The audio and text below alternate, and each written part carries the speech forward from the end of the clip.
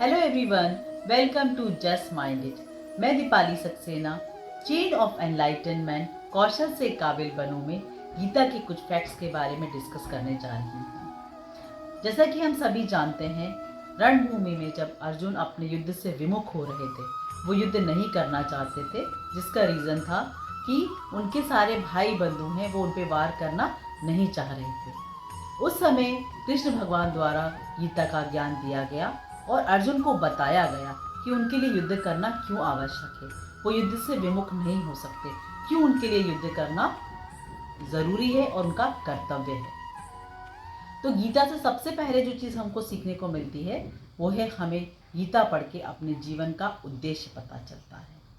हम रोज़ अपनी लाइफ में लोगों के साथ में बुराई भलाई लड़ाई ये सारी चीज़ें करके अपने आपको ऐसे ही परेशान करते रहते हैं, लेकिन गीता को पढ़ के हमको हमारे जीवन का उद्देश्य पता चलता है।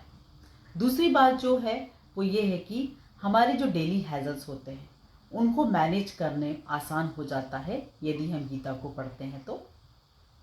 तीसरी, डिसीजन मेकिंग स्किल्स। हम रोज़ सुबह उठते हैं, छोटे से लेकर बड़े तक बहुत सारे डिसीजंस लेना होते हैं, तो गीता को पढ़ के डिसीजंस लेना बहुत आसान हो जाता है।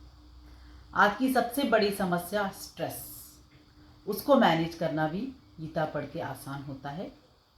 फिर है प्रॉब्लम सॉल्विंग।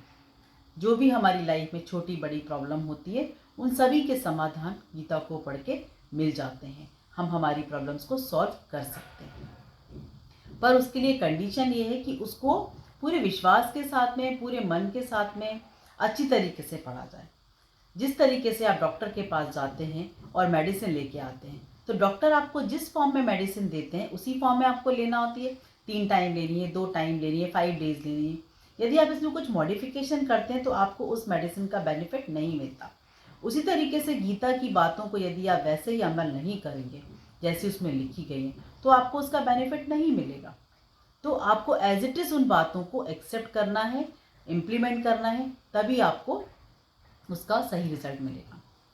मैं सिर्फ बोलने के लिए नहीं बोल रही हूँ, ये मेरा खुद का पर्सनल एक्सपीरियंस है कि यदि आप कभी भी किसी प्रॉब्लम से घिरे हुए हैं, कोई निर्णय नहीं ले पा रहे हैं, तो आप सिर्फ उस समय गीता का कोई भी अध्याय उठा के पढ़ें, डेफिनेटली आपको आपके क्वेश्चन का आंसर मिलेगा, डेफिनेटली मिलेगा। बट कंडीशन इज दैट कि पूरे विश्वास के साथ में आपको उसको पढ़ना होगा, तभी आपको उसका लाभ मिल सकेगा।